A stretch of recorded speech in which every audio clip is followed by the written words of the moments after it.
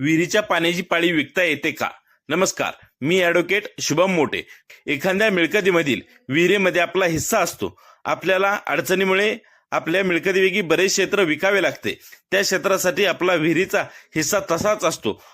जर आपल्याला एखाद्या मिळकतीमध्ये, विहिरीमध्ये, त्यातील मोटारीमध्ये, इलेक्ट्रिक कनेक्शनमध्ये हिस्सा असेल आणि आपला हिस्सा आहे याबाबत आपल्याकडे लेखी स्वरूपात सातबाऱ्याच्या उतार्यावर, फेरफारच्या उतार्यावर किंवा आपण खरेदी खत घेतले असेल किंवा कोणाकडून करारपत्र लिहून घेतलेले असेल तर आपल्याला असलेले ते हिस्से आपण विक्री करू शकतो.